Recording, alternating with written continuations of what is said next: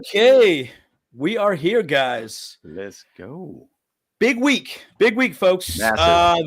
This is it. This is it, folks. Massive. And big rumors too, guys. So Harbaugh situation, right? Yeah. Everyone's talking about it. We did a video on it as well. And Dicker the kicker, guys. He was our MVP. Look at, I like this photo, right? Because this is practice, and this is him. Hey, he won us the game against the Patriots. You know that. Right, like the rest of the team. Don't get me wrong. He scored all the points, but hey, he's a weapon, guys. He is. Palmer is not playing, which is a huge bummer. And you're telling me there's a chance, and there is, folks. So There is. So guys, let's get into it. I'm Dale Henley. You watching the Boat Bros podcast? Let's do it!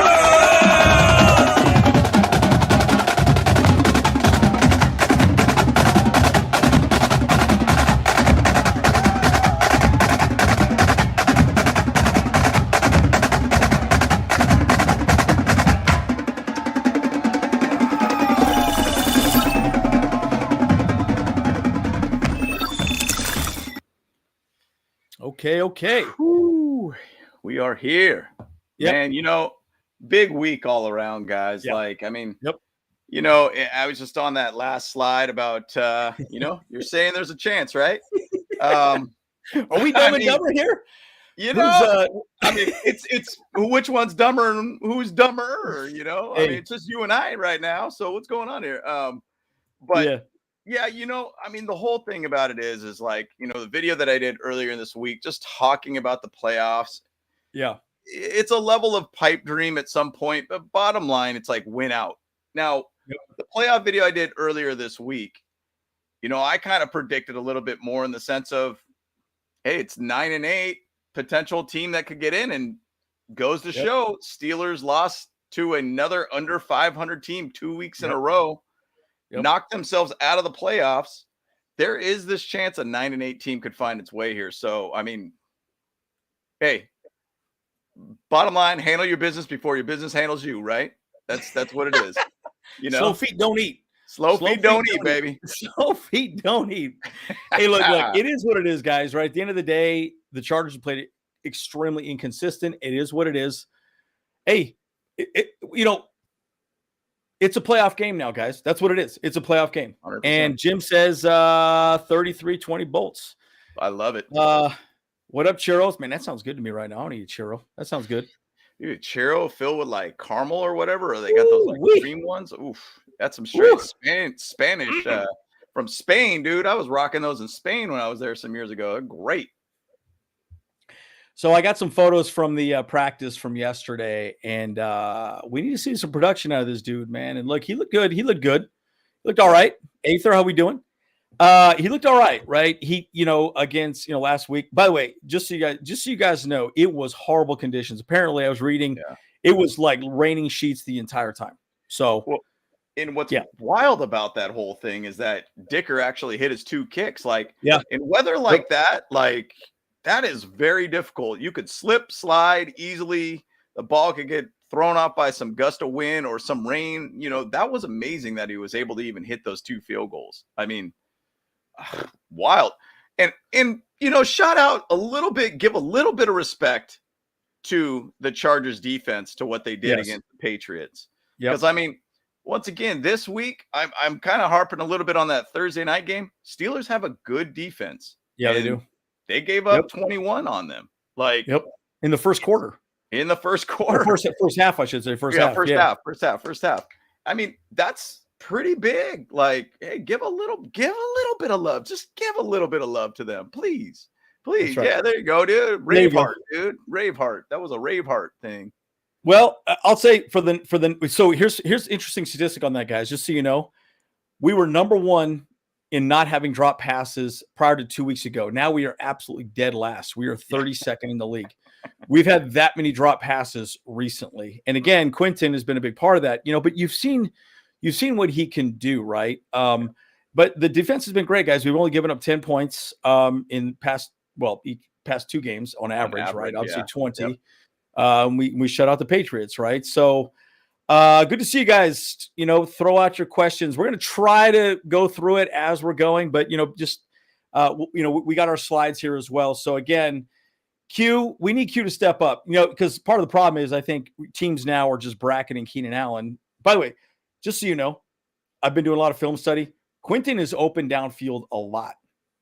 The problem is Herbert's not looking at him because everyone's just single covering and he's not getting the ball thrown to him. So, going to be an interesting situation. And yes, much better weather for the Chargers this game, which is great, right? We don't like that cold weather. We don't like cold hands.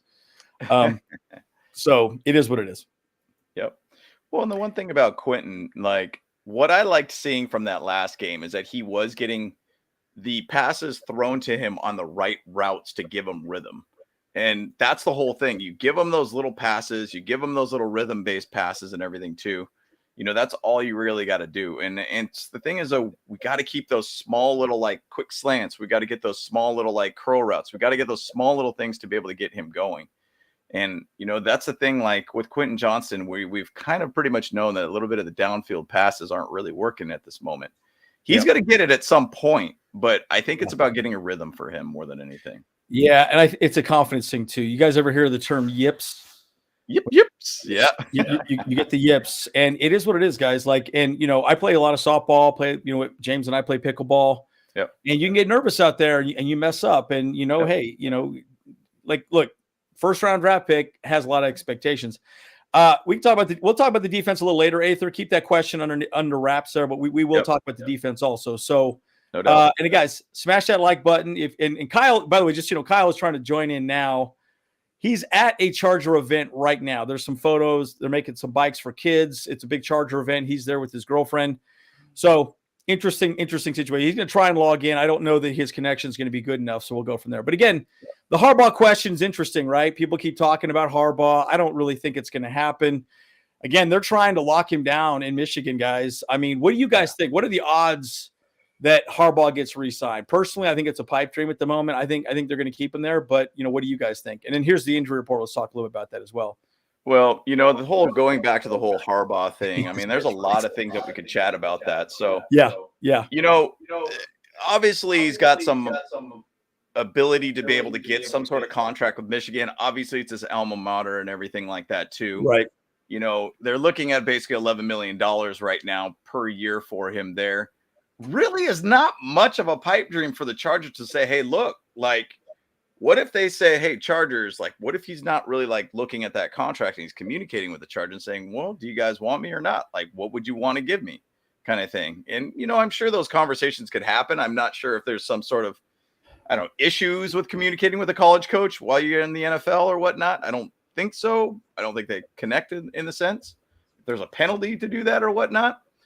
But what if they say, hey, look, Jim Harbaugh, we'll give you GM and head coaching duties. Pay him basically $13 million. What's the difference between, what is it? Brandon Staley getting paid $4 million. Let's say Telesco is getting paid $3 million, $7 million. Okay. The gap is basically about a $7 million gap, give or take, to be able to get a guy that is a proven winner, guy that has gotten to 3 AFC championship games, 1 Super Bowl. He is doing everywhere he's gone. He has won. Like, I think this is money well spent for the ownership. And to be honest, if they do it, I would be very, very happy if they did it. And one other note I will say here, I had a dream last night that I became the head coach of the Chargers. Oh, hell no. Okay. It was quite funny. So they were like, all right, we're going to make you the head coach of the Chargers. They're going to pay you $11 million, 3-year contract. And I was like, yeah, I'll take that all day. Let's go. For sure. But the thing is, when they gave me that money, I was like, dude, I'm way in over my head on this, but I'm taking that money. I'm taking that money.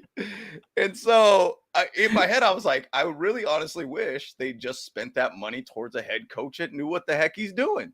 But it was a very Charger-esque move, right? Like, they choose like this first-year head coach and spend money to where it's like you could really invest just a little bit more in somebody that will have a better understanding of how to be a head coach and do a great job of it. So I mean, wild to see, but man, I would love it to see if Harbaugh's there. I don't think he's going to sign for a little while. I think he's going to wait till everything gets through with the whole playoff scenario, and figure out where he wants to go from there. And what's the rush at this point? Unless he's what do you guys really, think in the really chat as dedicated. well about this? Also, I know James and I have talked quite a bit about this, but what do you guys think about Harbaugh coming? I know it's the big topic. What's your take on it? Yep. And Kyle and James, you didn't do a video on the folks that are out, but the big one right here, Dean Leonard's out. Looks like Mikey Davis is in. Yeah, and that's crazy. I mean, once again, you bench him for a couple weeks and right back on in. And maybe he's got a little bit more fresher legs now. Maybe he has a little bit better of understanding, getting his head right or whatnot. Maybe that's going to be a good thing for him.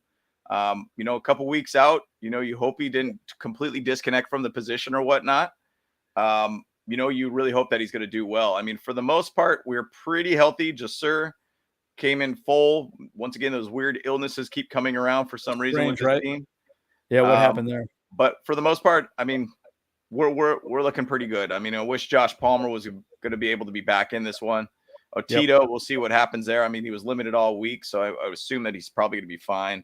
Amen, who should be good. Well, I mean, that's just three do not practices there, so we'll see. But I mean, the Broncos, for the most part, they're all good to go. Samaje Perine, to be honest, though, he's been kind of a big part of that offense, specifically with the Broncos in how they drop off the pass to the running backs a lot. They don't want Russell Wilson throwing downfield. So that's kind of a big miss if they do not have him. But that's the report. Yeah. Harbaugh, Belichick, Johnson, man, we could do a whole video on that. JS20. I mean, honestly, like, I personally would like an offensive head coach. So if we were to go after a first-year head coach, I would say Ben Johnson would be okay, in my opinion. And the only reason why I would say that, is because I want some continuity with Justin Herbert. Yeah, he's what we have to keep happy. Period.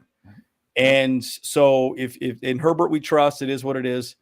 And Aether, you're right. Like I think we're gonna have to match. If we're gonna keep him, we got to match at least $11 million a year, which is a lot of damn money for the Chargers, man. They don't pay that much money. But again, he's a proven guy. Once again, though, too, with Harbaugh, though, is that you sit there and say, well, if he's going to get suspended, say for 6 games, 11 games, season, whatever it might be, that's would he say, oh, okay, well, I'll just stay there. I mean, obviously, you could do no job for $11 million a year. I'll take that job all day. But at the same side, does he really want to deal with that? Like Pete Carroll left USC for that reason. Like he was like, look, I know what's going to happen, and I don't want to be a part of that. Like the thing about it is the hiring for the next head coach is critical because it's going to be possibly 3 to 4 years of Justin Herbert's career. Yep. Dude, we have to get this next hire right. Yep. I don't know if Brandon Staley's the guy at this point because he has to basically win out and possibly win a playoff game. The next hire has to be right. And that's 100%. The thing. If you invested $262 million in Herbert, you got to basically get that next hiring right. 100%. Yeah, and I think that's the problem, right? Again, that's the only reason why I'm okay if we go with a first-year head coach getting an offensive coordinator because it's in Herbert we trust, right? He's the guy. Herbert for Prez, whatever you want to say. Yep.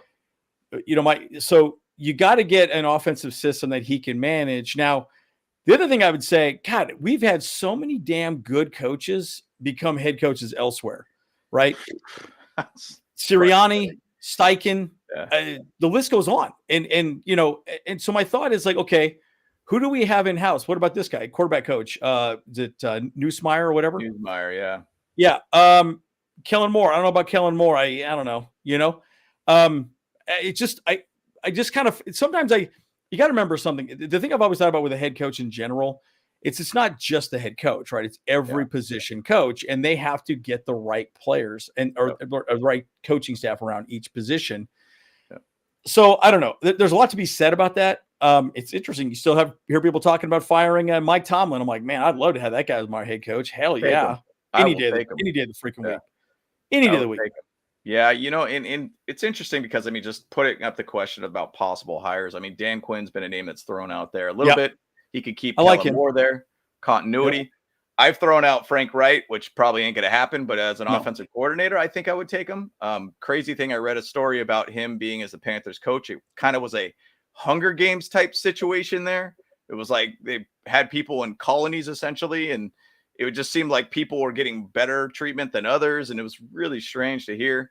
Eric Bieniemy was another guy, but I've been hearing the same thing, that he's not vibing very well with players at all and the way that he like coaches. Yeah. I mean, it's weird. I mean, my thing is that you got to go and dig into like systems like the Niners. You got to dig into systems like Kansas City. You got to dig into systems like the Eagles and find people from those systems of winning based systems.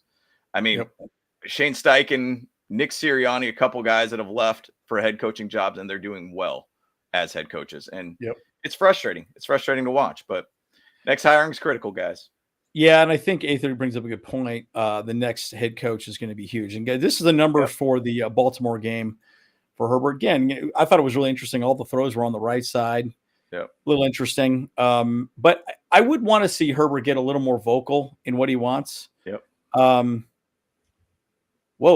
did that really just happen? Breaking news, Ohtani. Yeah, I thought he was going to end up going to Toronto, actually. What? Hold on just a second. Is that for real? Holy smokes.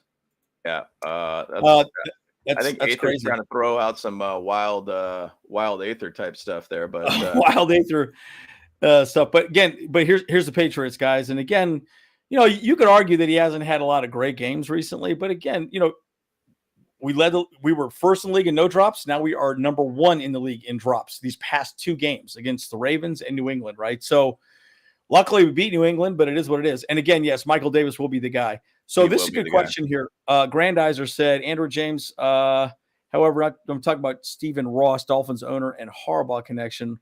Ross is a Michigan alumni, works keeping Harbaugh happy, continued. Okay, so every year Miami Sports could really have outbid Ross to get Harbaugh. Well, hey, I mean, I'll take. I don't think you're going to go anywhere with Dolphins right now with Mike McDaniel. So McDaniel's killing it. So that's a tough situation. And Shohei did actually sign 10 years, $700 million with the Dodgers. Whoa, damn, dude, that is crazy, boys. Woo. Wowzers, that's crazy. And that's baseball talk, though. That's baseball talk. Yeah, but it's interesting. It is interesting. Yeah, Mike Vrabel's great too. I haven't heard that the Titans are going to move on from him at all, right? So, but again, back to Herbert. I think Herbert's looking okay. But, the defense needs to the offense needs to step up right now. I will say this. Alex Erickson needs to get more touches. He's a veteran wide receiver. He made that final play. I don't know why he's not out there, right? And I just don't get it, right? I don't understand why he's not getting a little more. Yeah, I'm not sure. I don't think it's going to be no. Jasur is always playing in the position in the slot. And who's been playing that a lot more is Derwin James. So he will not be a starting center cornerback for this one. It'll end up being Asante Samuel Jr. in the outside with also Michael Davis. And then it'll be Derwin James in the slot. So no. So the thought I have on that, which is a little weird to me, I don't know why they do that, because to me, I actually like Derwin in the backfield a little more, but I think the argument is you got Dean Marlowe and also Gilman playing fairly well. So the argument is you can have Derwin James there so he can blitz more. I think it's called star. I think that's what they call it. So interesting. But again, going back to QJ, with Quentin and also Justin Herbert, we got to see more coming from him. Got it. That's just crazy, dude. That's just crazy. I cannot. That's just absolutely nuts. Yeah. So, well, it was even before the whole Ohtani signing and everything, it was like, well, Padres are going to be the team and the Dodgers are going to be the team. There was rumors last offseason that the Dodgers are trying to trade for Shohei, and he wanted to stay in Southern California and go to an organization where he could potentially win World Series. Hey, yikes. Okay. NL West gets wild again. By the way, Raiders, think about this for a second. They're already paying $80 million for coaches that are no longer coaching for them. So, hey, they're burning cash left and right. My thought is, okay, whatever, it is what it is. But again, we need some more production from QJ, right? Look, he can do it. You guys know he can do it. I think right now, part of the reason why the NFL is not covering him when he goes deep is because he hasn't proven he can catch the ball deep, right? So it's a game of statistics, guys. At the end of the day, like, well, he's going in deep, great, let him run deep. Herbert's not going to throw him the ball. So, at this point, fine, make him slants, do some curls, do whatever, get him the ball and get some yards after catch. Yeah, pretty hilarious. It's almost like just put him in the slot position instead of an out, like a deep route type wide receiver, in my opinion. Yeah. Yeah, but little Darius Davis, man, I tell you, little lightning bug, he's killing it, dude. By the way, leading the league in punt returns right now. Yeah, easily. He's the guy. He's the guy. So, 12th overall, yes. Mm-hmm. Yeah, the thing is that with Darius Davis, I mean, maybe I'm going to harp a little bit on like the running game and everything, but I mean, at the same side, like Darius Davis should be more involved in every game plan. Like, I mean, almost every game plan on offense, he needs to be able to get the ball in his hands. He's a difference maker. He's a guy that could be a home run type player for you. And the thing is, though, we struggle on the run game, and for a while there, we had this stretch of Justin Herbert basically being our lead rusher, which was wild to see. But you need to get Darius Davis to be able to get things going with him. I mean, he's once again a home run ball kind of guy. And, you hear those rumors now that you're putting Austin Eckler as RB2 now. And so there's a chance that he could be RB2 and Joshua Kelly could be RB1 now. So, I mean, you got to make a shift at some point because this run game is abysmal all around. It's bad, dude. It's bad. Yeah. So this is a good point by H4. Guards that can't block, receivers with no hands, and safeties that can't tackle. Nice work, Tommy boy. Look, I'll tell you right now, we're going to talk more about this, but our tight ends are not blocking well. We're not sealing the edges. They're getting blown up. Parham and Everett do not look good out there. I'm curious, is Nick Van Nett I think he's okay. Yeah, he's fine. So I'm hoping he plays. He's a better blocker. He's actually done a pretty good job. I watched a lot of film on him. I think he does a better job blocking than Parham and Everett for sure, right? They're more wide receivers. Right. So anyways, and that's affecting our running game, to my point, right? That's the whole point, right? Is you're not sealing the edges, you're not creating lanes, then you don't win, right? It's very hard for a running back to be successful. So, boy, it'd be really nice. I mean, again, the whole Harbaugh conversation becomes more important. Let's say we lose this game, then yes, pretty much no chance we're going to, 9-8 could make it happen, but it's going to be tough. Yep. Hey, what's up, Nabiz? It's been a minute. I hadn't seen you in a while. So, yeah. And yes, Puka's looking really good. And Tank Dell, yes, is looking good. Flowers is looking good. Yes. There's a big list, Yeah.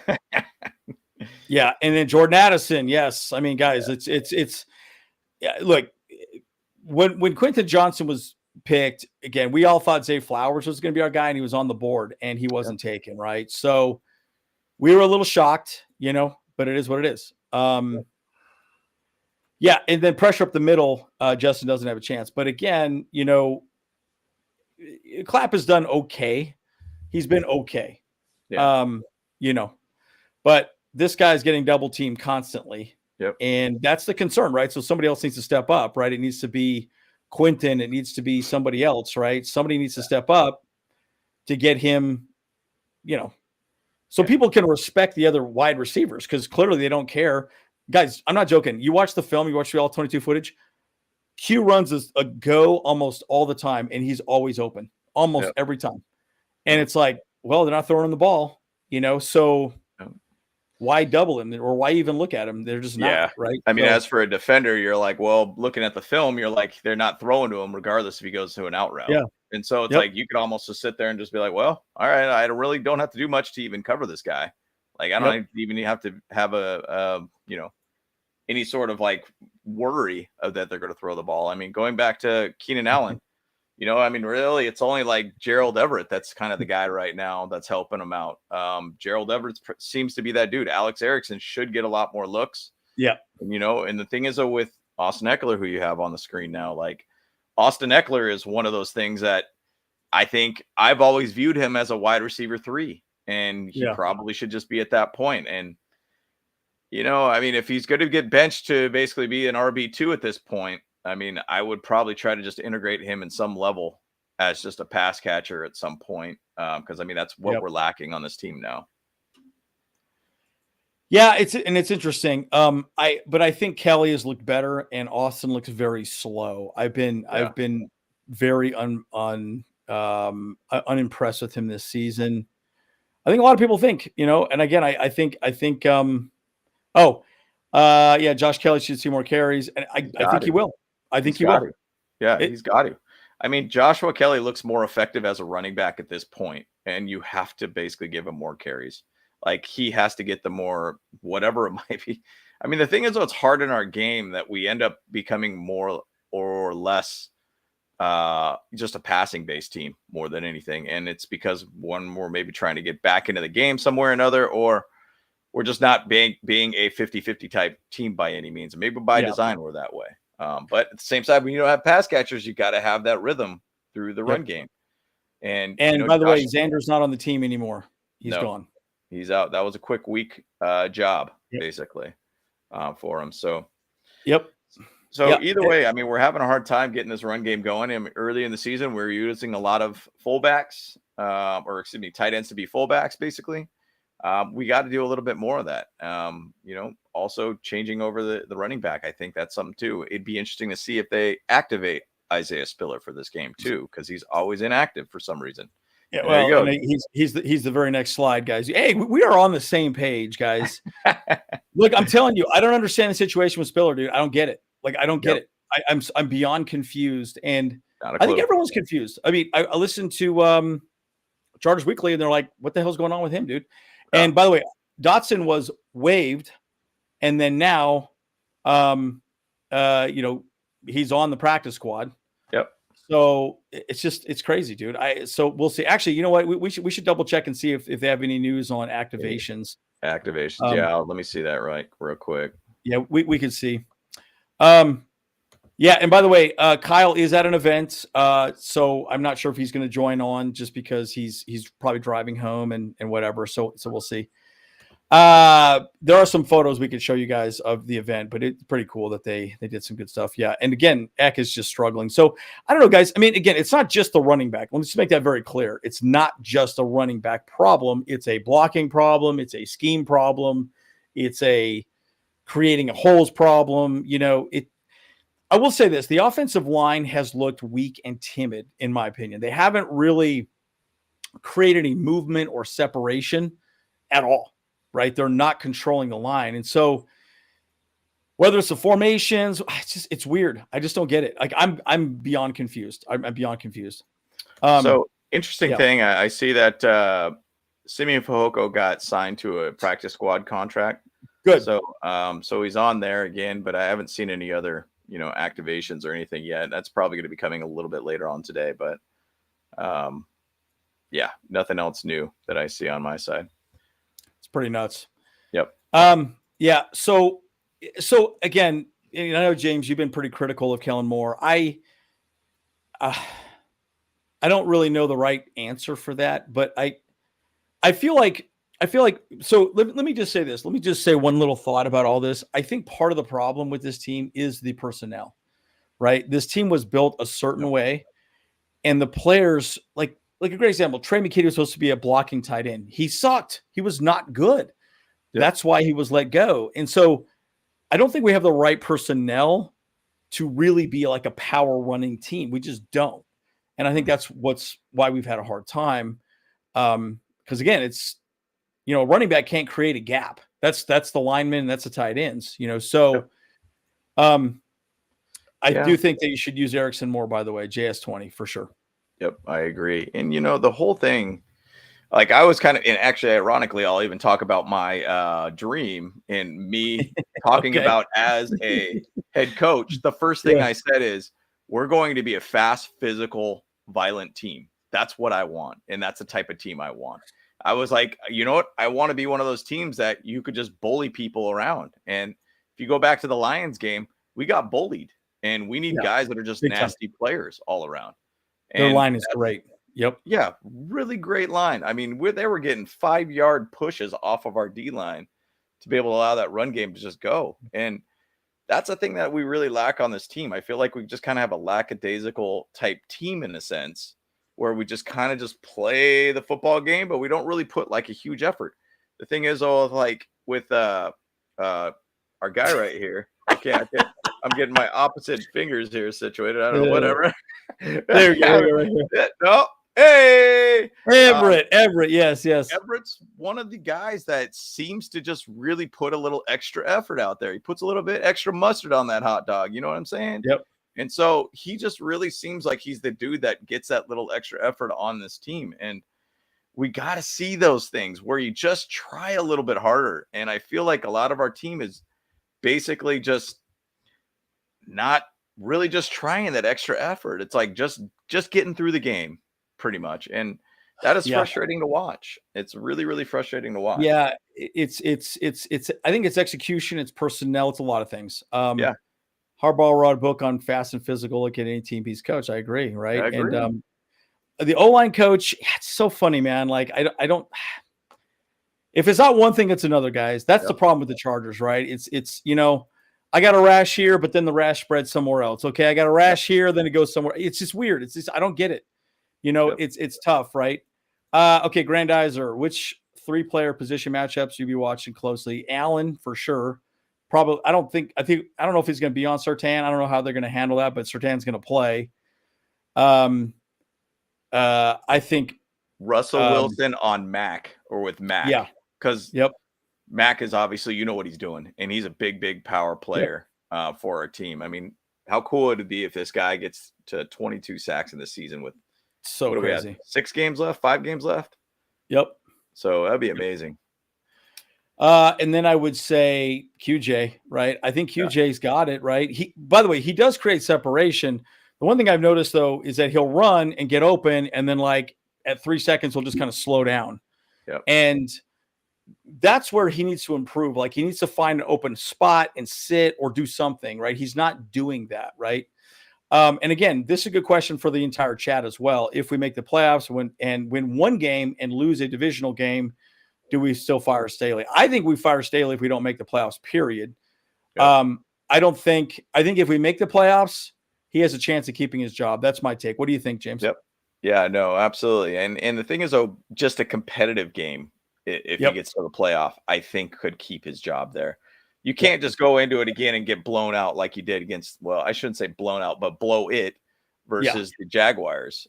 You can't do that again. Like, you can't do that. So, I mean, he's really just got to get to the playoffs and play a competitive game, showing that he's a little bit better this time around. But it's a hard run. It's a hard run. I mean, even if you go 10-6 at this point and not make the playoffs, what do you think at that time? I think that's one thing that I would like to be able to hear from some of the fans in the chat. Well, we can't go 10-6. We can go 10-7. Or 10-7. I'm sorry. Yeah, 10 I was gonna say, I was like 10-6. I'm like, wait a second. We're missing a game here. We already lost 7 games. That's a 16-game schedule. So yeah, good point. And the run defense needs to be good. So we're gonna talk more about that as well too. So, dude, and guys, like Khalil Mack is looking great. By the way, do you know who's really? We'll talk more about the defense, but Thule is really the one that's helping that a lot, right? You look at a lot of the sacks that have happened. Thule's taking on double teams and allowing gaps to be open for free runners, and that's why we're getting sacks. So, anyways, we'll talk more about that on the defensive side. Let's look at the offense real quick, and then we'll go to defense real quick. So, save your questions for defense, and then maybe we'll answer Willie's question here real quick, and then we'll flip the defense. Chargers points per game. We're right there. Passing, we're better than passing. Look, I think bottom line, I just think this. We're very good at third down conversions. They're not that great at third down conversions. So we're better at red zone scoring. I think that's going to make the difference. If we can stop the run, which would be huge, that'd be good for them because their rushing offense is much better than us because we're obviously not running the ball well. So I don't know. What are your thoughts generally on the offense before we switch to defense? Yeah. So for us, for offense, I mean, we basically have to not drop the stupid ball. Bottom line, stop dropping the ball. Like, because once again, those stats up there and those points per game, you go back to that Packers game, we could have probably had 2 more touchdowns on top of that. And at least 2 touchdowns against the stupid Patriots. Patriots. I mean, and that's the thing. Like, we're just finding stupid ways to shoot ourselves in the foot. I think our offense is better than being advertised through the stats. We're just finding ways to make boneheaded mistakes. And the thing about it is, with the Broncos offense, they're very heavy on the rush right now. And one thing that they're going to do a lot to us, based upon what I'm hearing a lot and what I've been watching, the game last week that they played against the Texans, Broncos threw the ball down a lot more midfield, which basically led to about 3 interceptions in that game. Russell Wilson, when he's flustered, basically things kind of shift a little bit. And that's pretty much what the Texans did last week. If we find a way to hold their run game and force Russell Wilson to throw the ball, we will do extremely well. So Javonte Williams, you're going to get a heavy dose of him. Samaje Perine, we'll see what happens with him. Jaleel McLaughlin has been a guy that's been really good in the pass game when they throw the ball in the flat for him. He's kind of that dude all around. So if we could find a way to basically just force him to throw, we got to basically blanket it. Cortland Sutton, he's really been a solid wide receiver for him this year. That guy has been getting some phenomenal catches this year. So once again, I know I'm just talking a little bit about the Broncos offense and where their strengths are.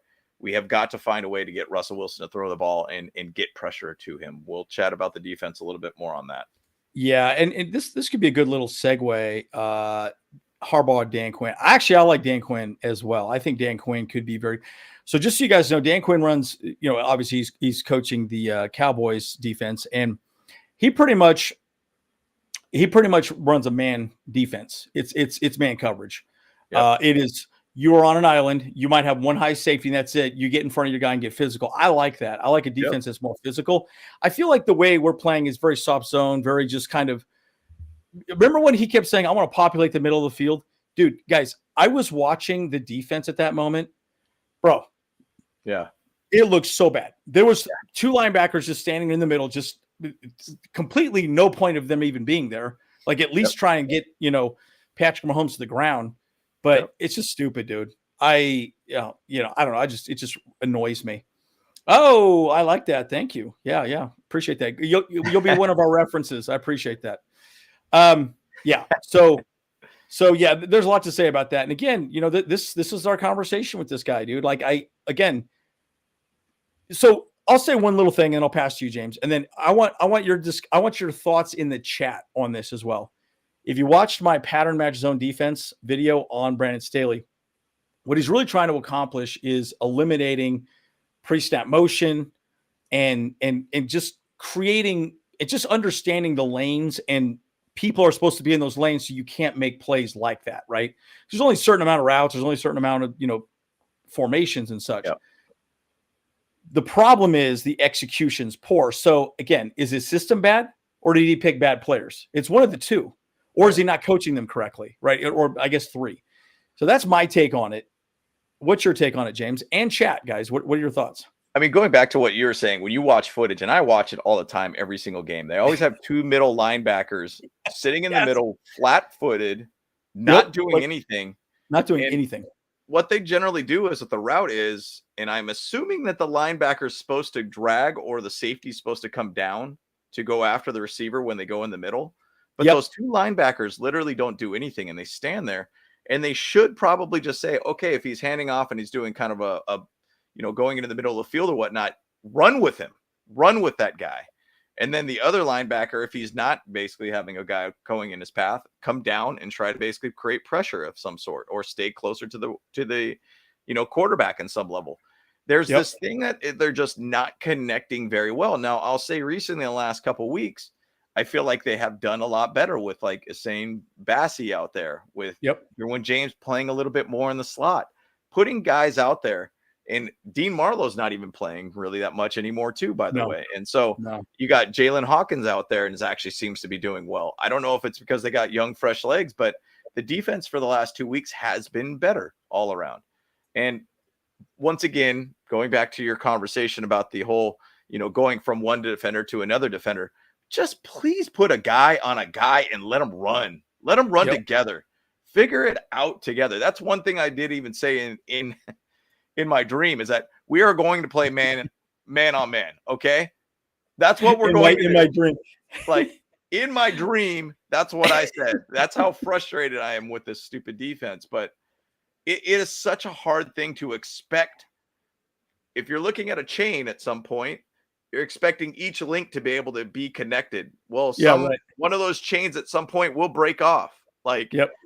that's the idea that I believe that he has within this defense. And not every person on that field, on that defense, all 11 men will be on the same page at the same exact time. It's almost impossible to be in unison. And he has to realize that sometimes you just keep Asante Samuel Jr. on your guy. Sometimes you keep Derwin James on the guy. Sometimes you keep Michael Davis or whomever it might be.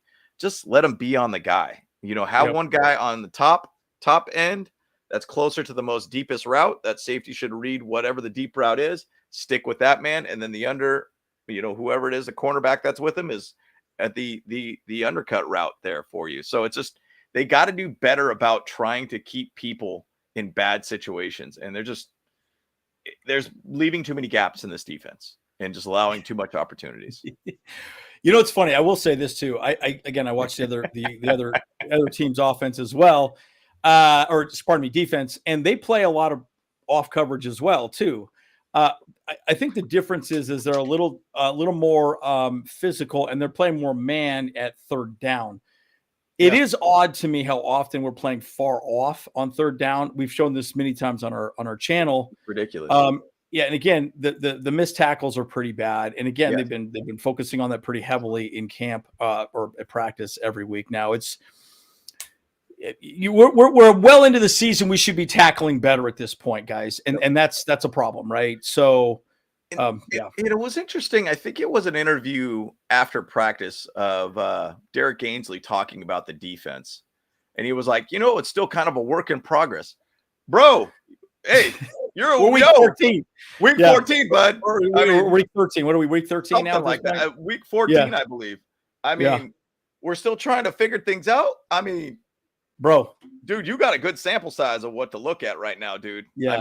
If you don't know what you have and where your mishaps are at this time, I don't think you ever will at this point. Yep. The results will still be the same at this point. This is more, every team should be a well-oiled machine at this point, and we are not at this point. I was flabbergasted when he said that he said it made me feel like we don't have that good of a coaching staff by any means. I think the direct quote was, I posted on the page, he's playing their best down the stretch. I think it's to be determined. I've always said, I feel like our best football is ahead of us. Okay. We haven't hit our stride yet. We still haven't hit your stride yet. Yep. Okay. And we're striving for the practice field yesterday, our fastest time as a DB group, 6 weeks. Again, there's a lot to be said about this, guys, but it's frustrating. But, Kenneth Murray's playing good football. It's a contract year for him, and I don't know, man. He's horrible in coverage. In coverage. I don't even see the point of putting him in coverage at all. In my mind, have him go after the quarterback and the running back and be aggressive. That's it. You blow that person up. He's good at downhill, straight ahead. Yep. So just have him do that. It's not difficult. Guys, what am I crazy? Just have him just go after the quarterback or the running back. Whoever's in the backfield, just go. Yeah. Put Deion Henley in the passing situations. 3rd and 7s, 3rd and 10s, 3rd and 12s. Yep. Deion Henley should be out on that field, not Kenneth Murray. Put him out there, let him run with some receivers. That's the way I think you drafted this guy. And Deion Henley could tackle. He has made some tackles. Dude, he's even in the interview. He's fast. He's fast. He's physical. The guy could hit. Dude, let him go out there. No knock on Kenneth Murray. He does great downfield, or excuse me, down, or basically to the line, to the north and south, north and south. Any other direction, he's off at that point. I don't know what his passer rating is at this point, but it's not going to be good. I don't think I've ever seen him have a batted pass in his career as a Charger. You got to put speed out there. You got to put a guy out there that could go out there and run with these dudes. And Deion Henley could be that guy. And I feel like we're really missing on not putting him out there for passing situations. Well, and it's tough, right? And Brandon Staley's sticking with him. I don't dislike him being there and not being there. I do think you're right. Maybe in passing situations, maybe 3rd and longs, you bring in Deion Henley, rotate him in. I think that makes a lot of sense. Yep. Sebastian Joseph, by the way, I read an interesting article that basically stated that SJD and Kendricks were probably going to get cut at some point at the beginning of the season because they were not playing well. And there was had something to do with our dead cap. Like, we're paying them a lot of money to be on the team, but if we cut them, we would have only lost like $3 or $4 million total out of both of them, right? So, like, really, if we cut SJD and Kendricks, we would have saved like $12 million or something like that, because we're already like $20 million over. You guys, we're $20 million over the cap. See, this is partially the pressure on Staley as well. He sat on Santa Spanos' lap and said, "What do you want for Christmas?" "Oh, I want a lockdown corner." "Oh, you got J.C. Jackson?" "Okay, $83 million. That fucked up. That was terrible. Terrible. Yeah. $83 million just gone. And this guy played okay. Kendricks has played okay. Yep. But arguably, you could have not signed these veterans and played these younger guys like we're talking about, Deion Henley, and you could have been fine. Yep. So there comes a point where you've spent money not wisely, and that's on Telesco and it's on Staley. So what are your thoughts on that, guys, in the chat as well? And James, what's your thoughts on that? Because I was flabbergasted when I saw the amount of money we could have saved. But, SJD, to his credit, he's playing pretty good right now, and these guys are playing great, right? Austin Johnson's playing great finally too. So, it's a tough thing because I played some pickleball against some high school kids, and they got young legs, man, and it is wild what they could do run around on that court, and the amount of energy that they have and everything too is different. When you get a guy who's like a veteran guy, 30, it's weird to say that at 30 you're slowing down, but at the same side, there's a big difference from a 19-year-old or a 17-year-old versus a 30-year-old and how your body reacts. And when you got these young legs guys coming in here, like, say like a Deion Henley or like, Isaiah Spiller, guys have different legs, different ways to recover, much faster all around. When you got these veterans that are in here late in the season, your body's all achy, you're a little slower all around in step, you're not reading things as correct. Dude, let the young guys do their thing. You go and look and see what's going on with Sean McVay over at the Rams. I mean, I think they had 40-something rookies. Crazy. Like, that's crazy. And those guys are 6-6 right now.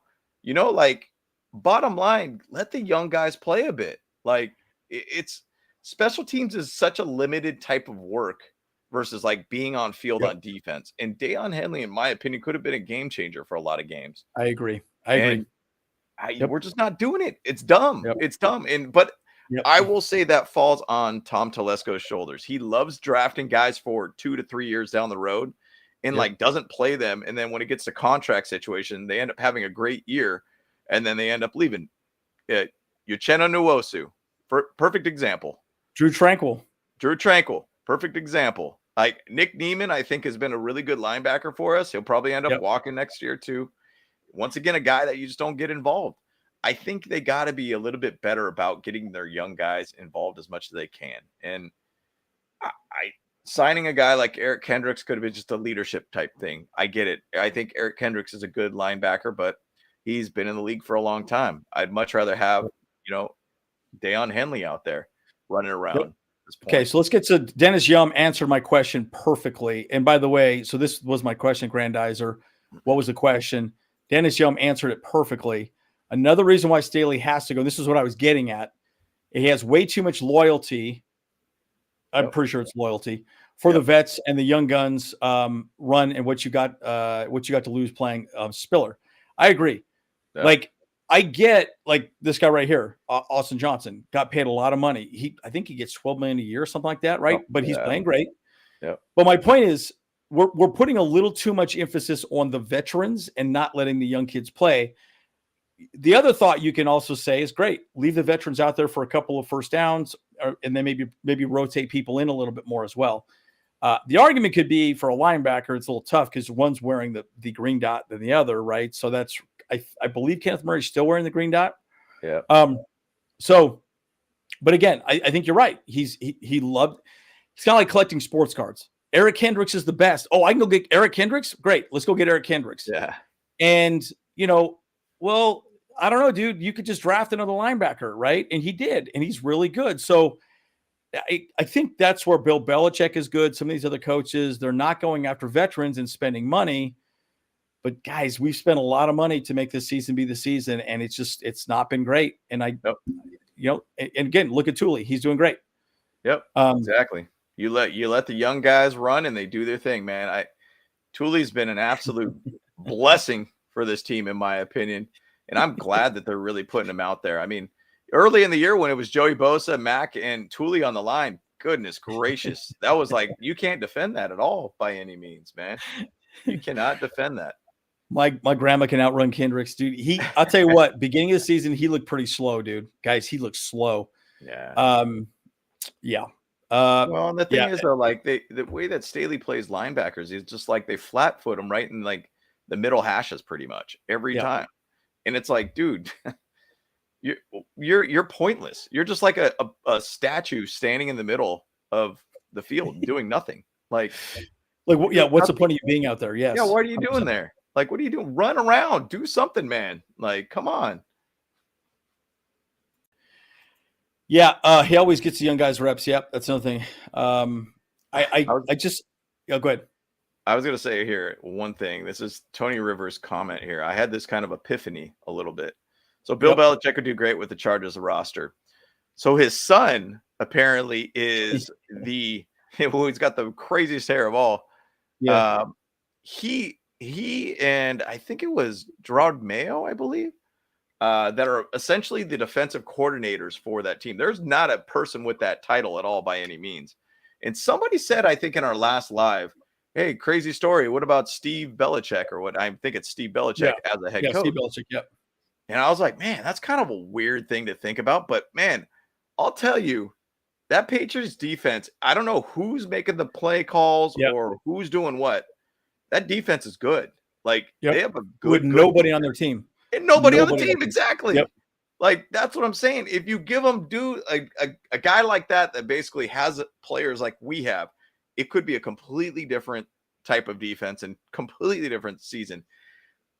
Steve Belichick, do you really go that direction? I don't know, but the guy looks like he's got a Joe Dirt haircut, but hold on.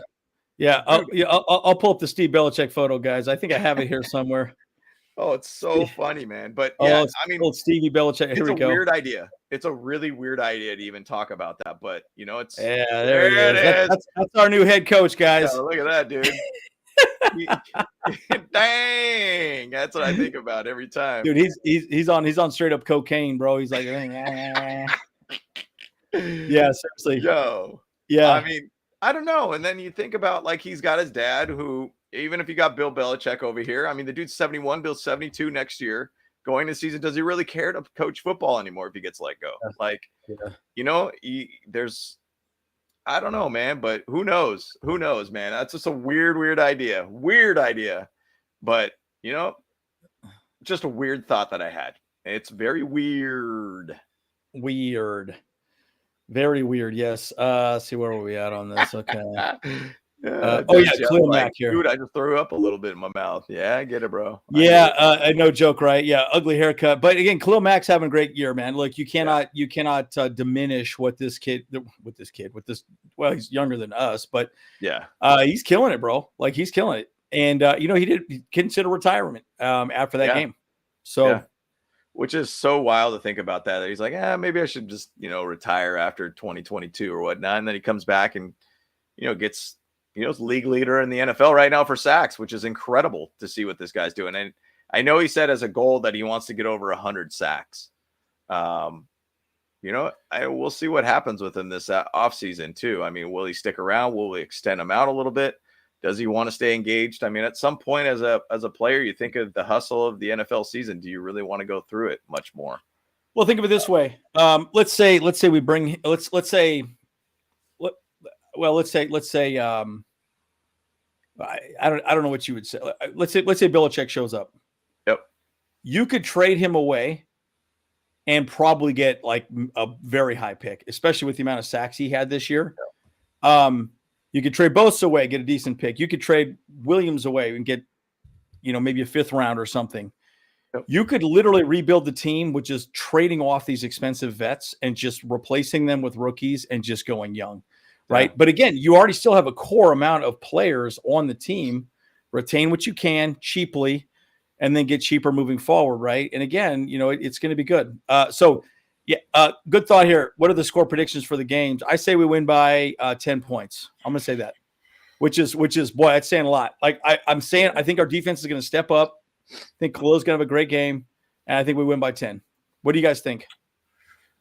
Man, I don't know. It's a hard thing for me even trying to put a prediction on, and I have a hard time putting prediction on any game, I should say. But yeah, I know, right?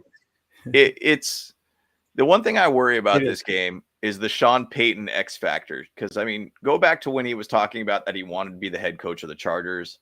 He was just ranting and raving about, I want to coach the Chargers. I have a house in El Segundo or Manhattan Beach, excuse me, right near where the headquarters is at and everything.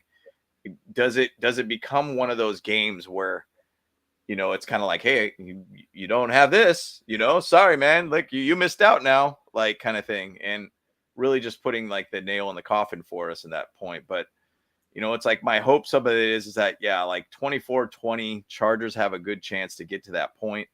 Big thing is that we just have to find a way to get Russell Wilson flustered and make mistakes. And our defense could find ways to be able to get it after. Like Khalil Mack is going to be an absolute key point to this game. Absolutely key piece in this game. That guy is running around looking like a youthful Khalil Mack, in my opinion. He's all over the place. So that's a big, he has to be a game wrecker in this one. Well, the thing is it's also Thule, right? Thule's doing a good job of getting double teams.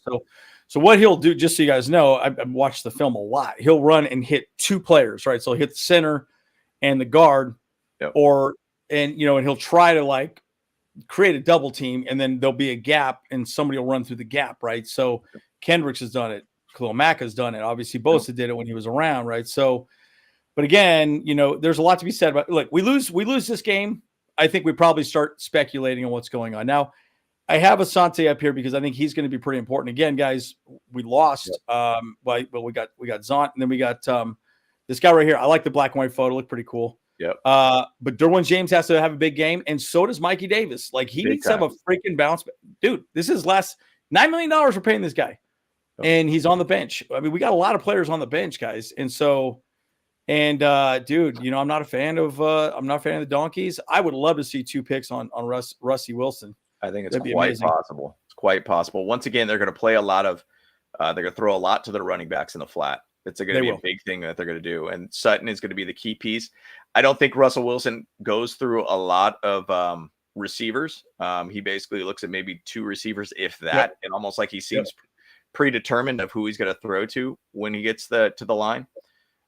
He doesn't do a lot of progressions by any means. So, we need our cornerbacks to really step up. And Mikey Davis, where I really hope that he just finds a way to be able to get it going. And I think he has a great chance to be able to have a very solid game this game. They're going to pick on him. I think you're going to put Sutton. You're going to put him on Sutton, and then maybe selfly hit. Here's the thing: I would have thought you would have bracketed Sutton, but I don't think they're going to do that, right? I think they just say, no, he just. The safety is going to play in the middle, and okay. And I don't know. I get very nervous about that conversation because clearly Russ has one guy that he looks at like 90% of the time. It's kind of like Keenan Allen. It's the same thing with Keenan Allen, right? Yep.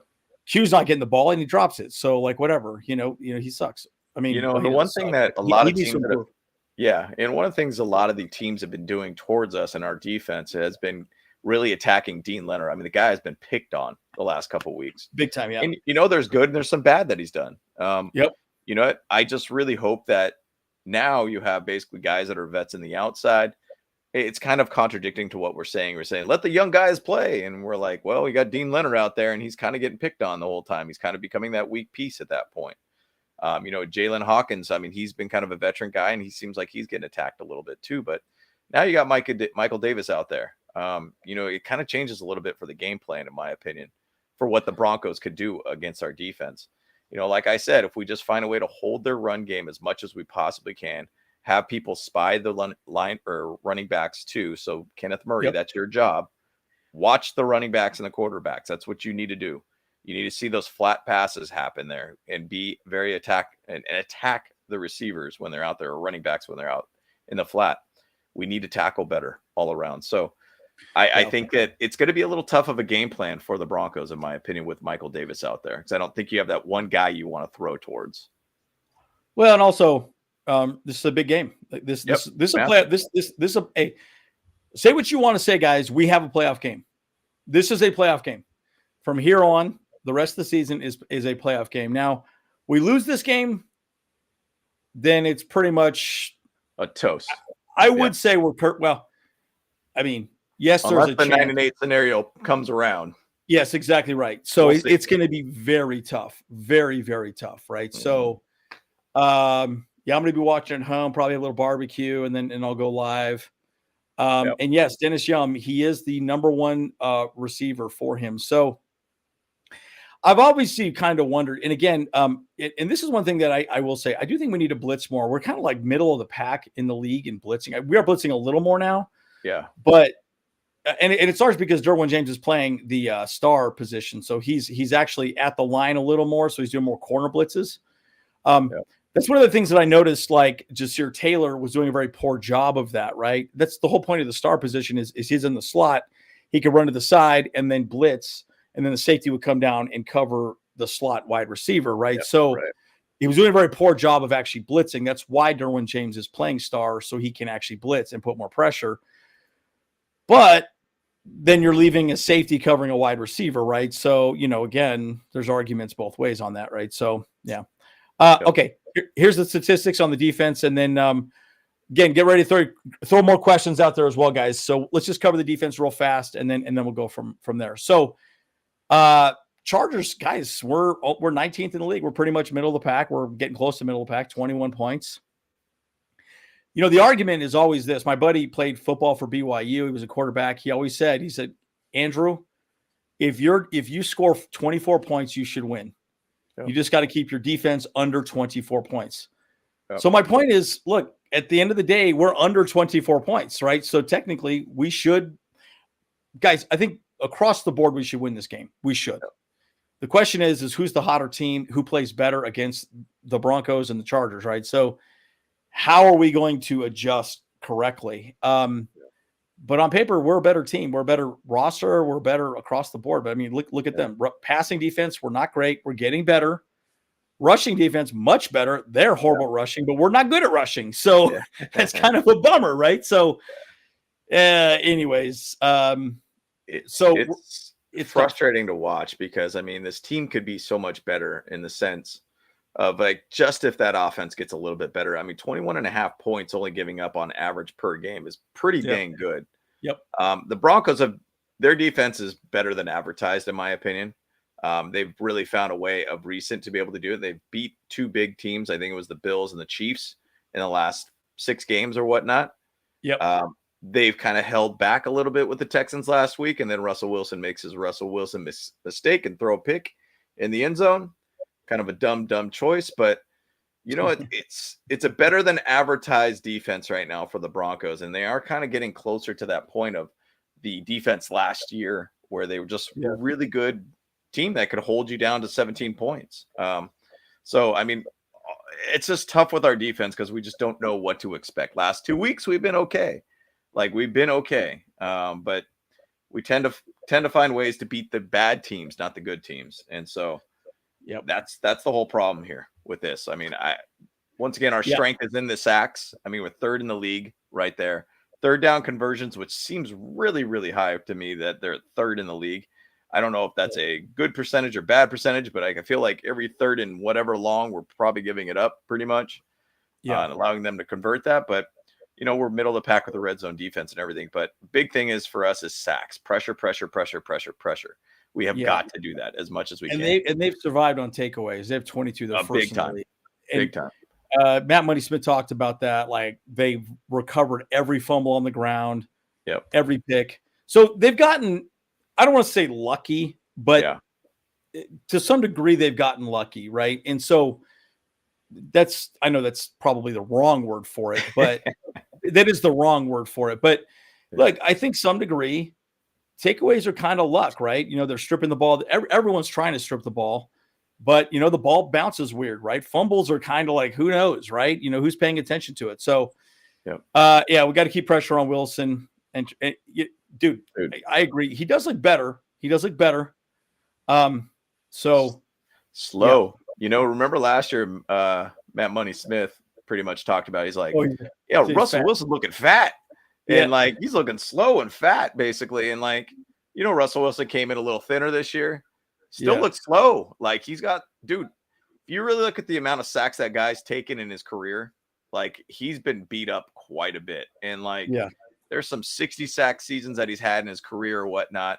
The guy has. Dude, your body breaks down at some point. This guy wanted to talk about playing till he's 45. I don't think that's happening, bud. Like, well, it's just no way. I also question. I've also heard he's an asshole. So, like, I've heard he's just a total asshole. So, a lot of people ramble on. They don't like him. Again, the reason why they let him go in Seattle was, he started just. I think he lost the locker room. I think a lot of people disrespected. They didn't like him anymore. There came a point where like, all right, this guy sort of sucks and let's let him go. And Denver gave up a lot to get him, right? And they're paying him a lot of money. They're locked in on him for quite some time. So you also have to wonder, like, all right, do we care about protecting this guy? He's kind of a dickhead. Let's get him hurt, and whatever, right? So it is interesting. So, but hey, let's just show this Khalil Mack decleating Ezekiel Elliott. Watch this. Oh, dude, killed you, dude. Killed. I have watched this so many times, dude. He beats the shit out of him right here. Boom! Ah, dude. Guys, that is legit, dude. That is a legit hit. That is an NFL hit right there, folks. Dude, I don't think Zeke saw that, dude. Like, I don't think he just got torpedoed, dude. Oh, bro. What's funny on NFL Instagram, they showed this clip too. And they were like, wow, Mac just rocked like Zeke or something like that. And Ezekiel Elliott just like responded with like a crying emoji or something like something like that. I was like, oh, that's hilarious, dude. I mean, he got rocked. He got rocked. Dude, he got absolutely destroyed, guys. All right, so throw some more questions out, okay, as well. So, yeah, I mean, because like, look, dude, guys, we all know that this is the game. This is it. Yep. Like we lose this game, then we can start having conversations. Maybe we'll do some videos on potential head coaches and whatever. And because it's going to be tough if we lose this one, but we'll see. Some news just hot off the press. Chargers basically placed guard tackle Zach Bailey on injured reserve. They also elevated tight end Steven Anderson from the practice squad for Sunday's game. Okay. That's all they have so far. That makes sense. Steven Anderson's a pretty good blocker. He's not really a good receiver, but you could put him in there for running plays. Hopefully he can do some. Guys, I'm telling you, our tight ends are not blocking well. Every time I watch these plays, they're designed well, but our tight ends are not holding blocks. They're not doing anything correctly. So anyways, thought here from Aether. You want to take that, James? Yeah, let's see here. So Aether said, James told me something very interesting. He said, good coach knows how to win late in season and adjust, beat good teams.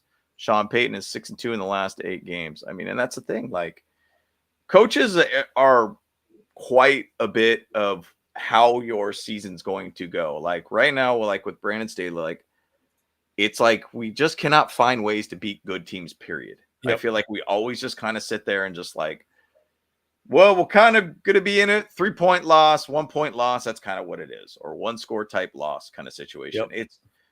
There is ways that teams could find ways to win. And like Sean Payton has been around the league. He knows what he's doing. Bill Belichick beats the Steelers. I didn't expect that. I mean, who put money on that? Like nobody. Yep. Who put that the Patriots going to score 21 on? Well, not only that, the Cardinals beat the Steelers the week before. Right. And that doesn't make any sense at all either. Yeah. But the thing about it is like Steelers are kind of an inept offense. Like that offense is trash. Terrible. The defense is great, but like the offense is trash. But basically what I'm saying is that like, yes, when you have a good coach, you could make, bunch of practice squad, rookie based players look great. Once again, Sean McVay, like, McVay has got a lot of young talent on that team. He hit on a couple players. He has a couple special players on his team. And that's it. And that team is 6-6, right in the running to be able to be in the playoffs. Like it Which was is supposed to be a crazy. rebuild year for them, and you potentially could go to the playoffs with a dang near almost a rookie team. Like unbelievable. Big Yep. difference. Big difference. And you're right. Roy, he did get treated like royalty in Seattle. Big Plus, time. he's dating who's that? What's her name? Ciara or whatever. Yeah, he's married to Sierra. Yeah. Oh, Sierra. Yeah, right. So, dude, he just wants to walk around, throw big parties, and I'm such a big shot and whatever. He just seems like an asshole to me. I've never liked the guy. My buddy's a fan of Seattle. He's like, I'm so glad he's gone. So, I mean, I was glad he went to Denver because I think he sucks. But whatever. So even to say when he came over to Denver, he had his little crew that would always show up there. He had a corner office. Oh yeah, that's right. I forgot about that. Yes, I forgot about that.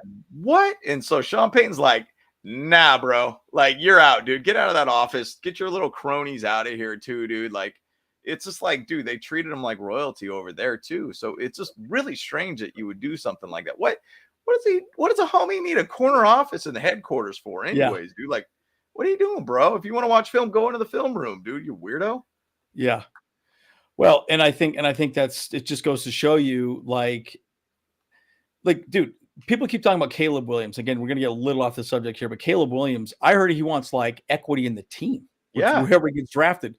I'm like, you are freaking high, dude. If you think you're going to be like a part owner of a team you get drafted to, right? Come on, bro. Win some games.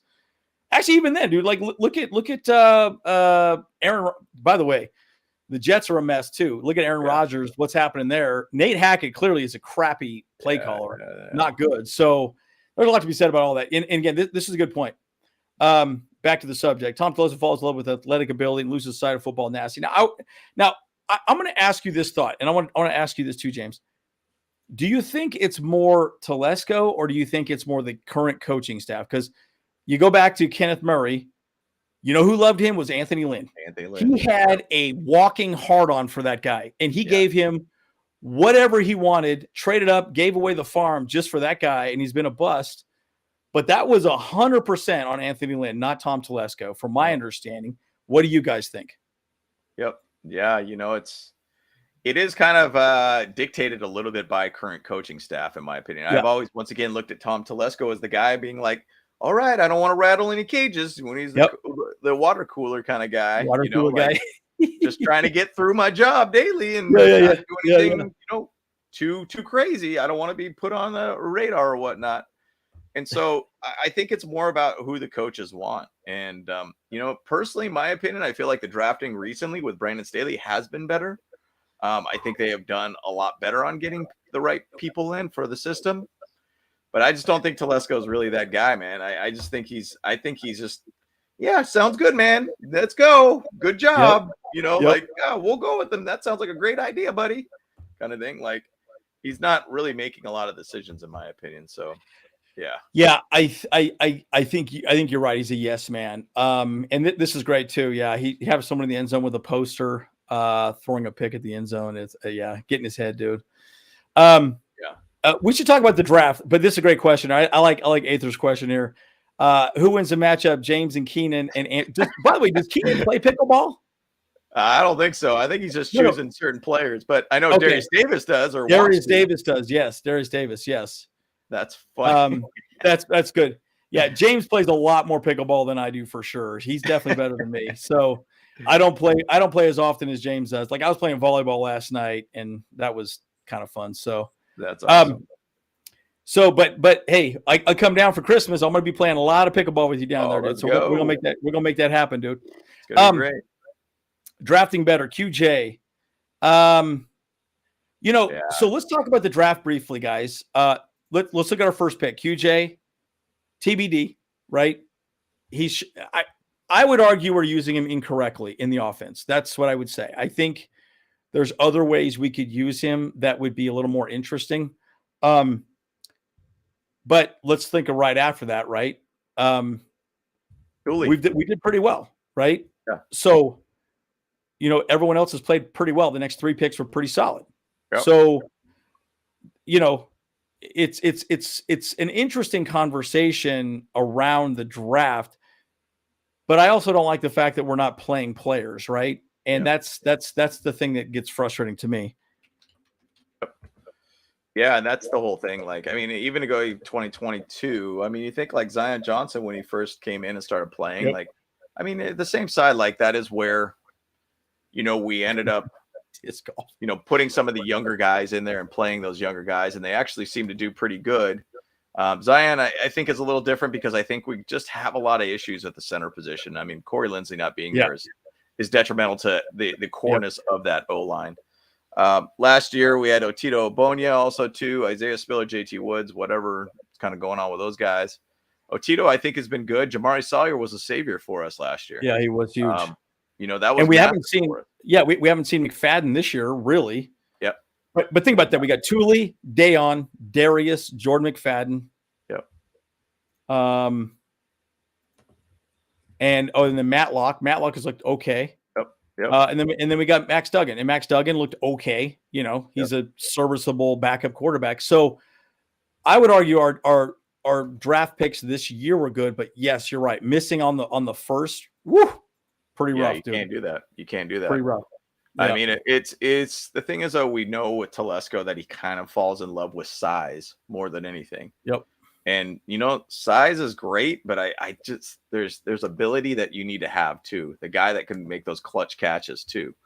And I think there's a little bit of a trend from TCU based receivers that they have not translated very well into the NFL. Yeah. Like, I'm a big fan of bigger schools. I mean, Jordan Addison, in my opinion, coming from USC, I think would have been great. Some people said he could be a Keenan Allen. What's wrong with having two Keenan Allens on the field? I'll take it. I'll take him. Yeah. All day. To your point, though, that was one thing Brandon said I talked about as well, too. NFL bodies. He kept saying NFL bodies. Mm-hmm. And by the way, look at Darius Davis, one of the smallest guys in the draft, but he's one of the fastest. Yep. Arguably, I think that's why he's not used as a running back very often, because I think they're afraid of getting him hurt because he's been such a good special teams player for the Chargers. So the thought is, let's not put him in harm's way because linebackers are going to blow his ass up, right? Yep. And so that's my take. I don't know what you guys think, but yeah, again, by the way, we needed a tight end. Now, I'll say this. Nick Van Nett, I think getting Nick Van Nett and Anderson available could be good because I do like Van Nett. I think he's a very good blocker. He's not a great pass catching tight end, but he's a good blocker. Anderson is also a very good physical tight end. So I think those two guys could help us with the run game. So I don't know. And just to say, it's tough. Yeah. I mean, in that last draft for 2023 was heavy tight end. I mean, everybody's talking about there could be some massive tight ends out of there. Maybe the strategy was, let's let everybody else draft all these tight ends, and next year they won't need a tight end, so we'll get Brock Bowers from Georgia or whatnot. Like, I think Brock Bowers could be an absolute stud for us if he comes out. I think he would be a phenomenal tight end for us. Maybe that's kind of the idea to it. I don't know. I mean, there's a method to the madness in some level, but I mean, there was a lot of really good tight ends that came out of this last draft that we really whiffed on. Sam Laporte was actually another one guy too. That guy should have been from Iowa, who's with the Lions. Oh, I love that dude. Yeah, stud. Well, but then again, is it Sam Laporta or is it Ben Johnson? Coaching him up the right way, right? So that's where the argument always kind of comes into play. And you're right. I think we need. And again, that's why losing Corey Linsley, I think he was a pretty nasty boys. We need the nasty boys. Yeah. Do you think Quentin Johnson will have a breakout game by the end of the season? Has to at some point. God, I hope so, dude. I hope it's this game. I hope it's really this game. Like, you're starting to see the trend going correctly in his direction. He's starting to get the ball more, getting more looks. You just feel like he's starting to get a little bit more cohesiveness with Herbert. Now, I've said I think that it's a little bit of blame on not getting the receivers and players ready when they're needed to be on field. I feel like they didn't give enough time with Quentin Johnston and Justin Herbert in the offseason or even a training camp to really get them on the same page. And I think that they've done a bad job of really making sure that they will be prepared and ready to go. I blame that on coaching, in my opinion. And reality's check says Dean Leonard being out could be an issue. Yeah, he's played okay. He's played okay. He's not played great. He's played okay. Yeah. He's also very fast too, and he plays very physical. And I think that's partially where I think more than anything, that's where Mike Davis was benched because he was missing tackles badly. I could think of what was the one the other day when, he hit that guy, didn't wrap him up. Was that? Yeah, that was. Oh my gosh, what was that? And then he made a huge play. I'm trying to blank on his name all of a sudden. Yeah, who was it? Was that the Packers game? Yep. And that's exactly what I think it was the Packers, yes. And I remember thinking like, oh my God, guys, like what are you doing? Dude, put the guy on the ground, dude. Like, it was Green Bay. And I'm just trying to remember who the player was though. Yeah. But it was ridiculous. I'm like, bro, put him on the ground. And then, so we'll see. And look, if I'm his coach, I would say, bro, you need to become nasty. I'd smack him in the face before he starts playing, get his ass in check. Do the same thing with Q. Punch him right in the face, hit him right in his head, dude. Yeah. You know, like get him some smelling salts on the side and wake his ass up or something, dude. Like, man. Yeah, right. Yeah, that was so frustrating. And I mean, Michael Davis kind of was doing a lot more body-based tackles versus like bear hug-based type tackles. Yeah, exactly. Or actually almost like more arm-based tackles more than anything. He needs to learn to be able to just really just put his body. I understand you're smaller than a guy that's 230, whatnot. I get it, but your job is to hit people, man. Like your job is to make tackles. And I mean, just trying to swipe at a dude's leg or not really try to wrap your arms around the guy ain't helping nobody, dude. Like that'll bounce right off a 230, 240 guy. So this is a good question from Grandizer. I know we're already on almost an hour and a half here. So let's probably this one, maybe one more question. Sure. Which Chargers practice squad player do you believe should be called up for these last game stretches?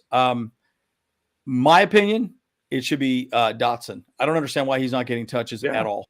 Eckler has sucked.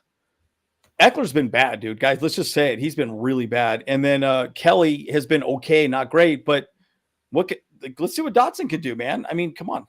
You know, like he's there, he's on the team. Or even, let's maybe suit up Spiller for a change. Like what the hell's going on with Spiller, dude? Yep. So I don't know. Who's your thoughts on that? And I was going to ask if Alex Erickson is actually even on the team. Is he on the practice squad or is he on the team? No, he's signed to the 53-man roster. He's just not getting touches. Yeah. Got it.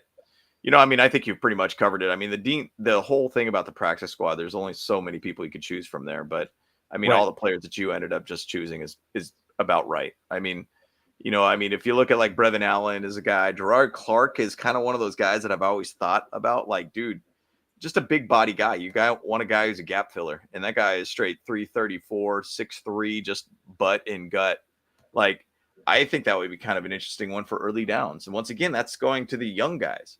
Like, I would like to be able to see another dude that kind of demands to have two guys on him. I mean, now, once again, he's probably not the most fastest of player by any means, but I would like to see a guy that's a little bit more butt and gut in the middle of the defensive line, in my opinion. Yeah. And that kind of, if he gets two guys on him, dude, you got Tully and Mack to deal with at that point. Yes, and Dotson was cut. We say waived, but we re-signed him. So what happens is once you are waived, so just so you know, Timo Vahoka was just waived. So once they're waived, every team has an opportunity to pick that person up off the waiver wires. The entire NFL could go grab them. Yep. Well, they could claim them is what they call it, and then they sign them to the practice squad. Then they're on another team, right? That's actually how we got Timo Vahoka. Yep. Once they're waived by the team, then they could choose to elevate them at some point. But you cannot elevate them the week that you are claimed, I believe, is the rule. So Dotson was cut, and then he was re-signed within 24 hours after being cut or waived. Right. Yep. So there's a lot to be said about it, guys. And I'll just say this, dude. Like, bottom line, man, look, it's a must-win game. And again, we're going to go live after the game no matter what. You guys know that. And, I don't know. Do you want to do final thoughts or you want me to start? What are your thoughts, sir, James? Yeah, I mean, I can do final thoughts. It's interesting. It just kind of dawned on me a little bit. Joe Lombardi's back in the picture because he is obviously the offensive coordinator for the Broncos. I mean, he's got a little leg up on this team. He knows the talent on the team. He's obviously was our offensive coordinator. But, you do have a different guy now utilizing the players differently, but he understands the traits of these players on his team and the mind of Brandon Staley too. So, that's kind of something to think about within this game. I mean, regardless of how much we didn't like Joe Lombardi, he's back again. This is a big game. We just got to find a way to get this W, man. And the thing is, though, I feel like our offense is the one that is dropping the ball more or less for us in the last, 2 to 3 games, actually 3 games now. We have got to get this offensive side rolling. We got to get a run game rolling. We got to have a balance to this team. And we've harped on it quite a bit. Quentin Johnston, he needs to be that guy. And, he knows he's hard on himself. He understands. Even to say that last week when he had that drop, he was sitting on the sidelines, didn't even put a jacket on to cover himself up. He just kind of let that rain hit him like he was an emo kid, he was just trying to be sad at that point. We got to find a way to get this offense rolling. And that's the big thing. I feel our defense will do their job. Just get this offense going. And let's just get a win and let's keep this thing going, guys. Keep this thing going. I mean, look, I think bottom line, well, again, it is a must-win game. Again, I actually I think we're going to win by 10 points. I think we win by a field goal and a touchdown. I know you guys might not agree with me, but the reason why I bring that up is I do think just seeing the Patriots play well offensively against the Steelers, arguably a better defense. Yeah. I think the defense is finally playing decent enough. Now I get nervous about Mike Davis because Mike Davis has played a little wonky as of late, but maybe having him sit for a couple games, like shit, I better, by the way, just so you know, when he was at BYU, he was benched his senior year. I don't know if you guys know that or not. Yeah. He was 100% benched his senior year, and that's why he went undrafted. He was supposed to be fairly high in the draft, maybe 4th or 5th round pick, but he was an undrafted free agent. And, it's huge, right? So the fact that the Patriots scored like that made Bailey Zappi look like the next Tom Brady. I was like, whoa, what the hell's going on here, dude? I was like, what the shit is this all about? I was so weird. Flabbergasted. Just shows you that our defense is finally playing well. And you're right, Realicek, in Pittsburgh, guys. Yeah. So that's good. And I didn't think, and you're right. Everyone poo-pooed our shutout. And I'm like, no, dude, doesn't matter. They're an NFL team. Yep. So again, I think our offense is better than their offense. And I think our defense is probably playing better than their defense right now. Yep. So I think if we could just play as we've been playing, I think we'll be fine. But it's a must-win game, folks. It's a must-win game. So, like I said, we're going to go live after the game, and you're going to get our opinions, and we want to hear your thoughts. And we're either going to be very happy or very sad. We're either going to be like this or like this. That's when we need the blue chew, dude. We need the blue chew. We need those blue chews. Hey, hit us up. We are happy to talk about that as a sponsorship. Blue chew. I'll eat a blue chew on camera. Why not? Let's go for it. And the weather was bad, guys. The weather was awful too. It was bad. Very, very bad. I mean, knocking out Ramondre Stevenson too early in that game. I think it's his name. Knocking him out early in that game made a big difference too. I think that's the side of it. But that's how the cookie crumbles, right? That's how the cookie crumbles. It is, guys. And look, bottom line, it is what it is, man. I mean, and again, look, this is a pivotal point. But look, if there is a benefit, guys, this is our playoff game right now. We are in playoff football right now. Like at this point, we have to win. We have to win, and that's it. So, yeah, and you're right. Thule did knock him out, man. It was, by the way, that hip tackle I think is going to go away. I think it's going to be an illegal tackle here pretty shortly. Yeah, right. Because a lot of people are getting hurt off that. But it's unfortunate, but it is what it is. So. Yep. So I'll say this, guys. Bolt up, folks. Let's go. Yeah, let's go. Let's get it going, man. I mean, we got to get this dub. We got to go. So Bolt Bros. Let's go. Go.